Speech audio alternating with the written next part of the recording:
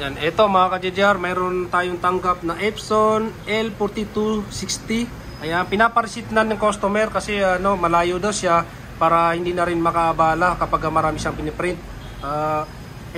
Pagka ganito kasi, pag receipt to, may lalabas dito na inkpad. Pero ngayon kasi walang lumabas kasi hindi pa siya talaga receipt pa po receipt na, pero pinapareceipt na rin. Pwede kasi yun eh.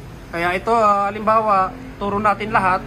Pagka may error dito na inkpad at pumunta kayo sa driver niya dito, halimbawa ito yung driver niya, right click natin, printing preferences, tapos maintenance. Ayan. Pag pumunta kayo sa status, lalabas dito kapag ka-reset, service required. Ngayon kasi hindi siya service required kasi hindi talaga siya reset. Pinapareceipt lang. Pwede naman. Ito, alisin natin to. Ayan. Tapos pagka may pending, alisin nyo rin. Remove nyo dyan kapag may piniprint kayo. Kasi kapag may piniprint kayo, tapos nag-error, reset, maiwan yun. Tapos alisin nyo. Ayan. Kailangan po, tulad dito po, may wifi. Kailangan nakakunik yung USB cable. Hindi siya pwedeng mag-reset na nakakunik yung wifi. Kaya i-connect nyo muna yung USB cable. Kaya yan, close na natin to. Pupunta tayo sa receiver. Ito. Ayan.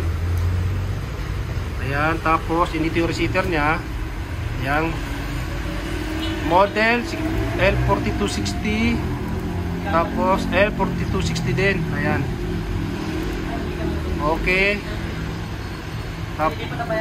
Tapos ito, dito tayo sa Wisting pad. Ayan.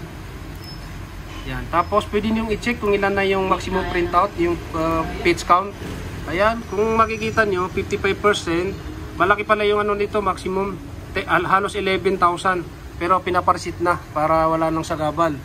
Ito, i-reset natin. Pindutin yung tatlo dyan. Ayan. Tapos initialize. Ayan. Pagka ganyan, turn off printer, i-off niyo yung printer para mawala yung logo rito na inkpad. Pero ngayon kasi wala, pero i-reset na rin, i-off natin para kompleto. Ayan. Kaya halimbawa pagka namatay na, tas i-on nyo ulit. Ayan, pagka on nyo ulit, ayan, makikita nyo wala na dito yung logong inkpad. Ayun, ganun lang mag-reset ng ganitong model ng printer, Epson L4260. Kaya yan, huwag din pong kalimutan i-like, i-share yung video natin. Maraming salamat.